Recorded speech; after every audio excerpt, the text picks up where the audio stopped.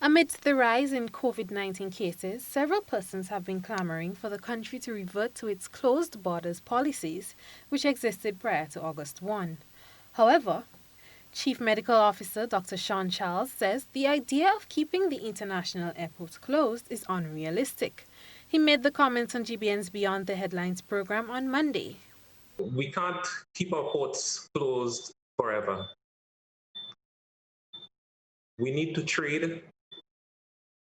Persons need to travel for different reasons, be it to reunite with family, to receive medical attention, for business. We need to buy medicines and food and other supplies. So our ports cannot remain closed. He was joined by member of the COVID-19 committee, Dr. George Mitchell, who further clarified that it is in the best interest of the Grenadian public if the borders remain open. He said what is important is that adequate protocols are put in place and continue to ensure the safety of the public.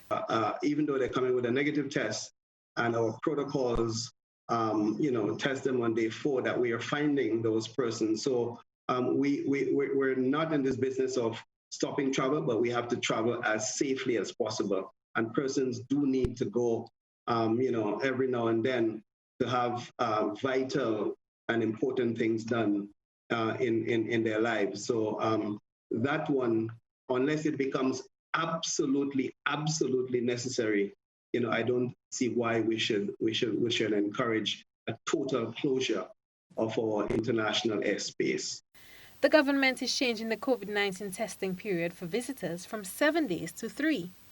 Persons will no longer be allowed to enter the country unless they have a laboratory-certified PCR test taken within the last 72 hours with a negative result. Dr. Charles says this is not meant to be a deterrent to visitors, but will further allow the government to reduce the risk of infected persons entering the country.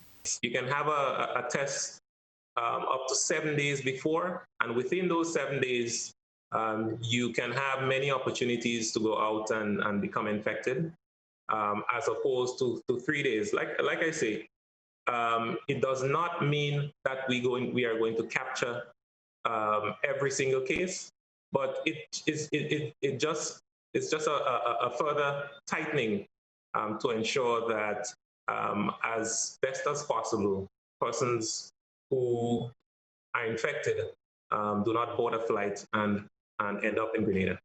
The change in the testing requirements for visitors will take effect from Saturday, 28 November 2020. Chalana Charles, GBN News.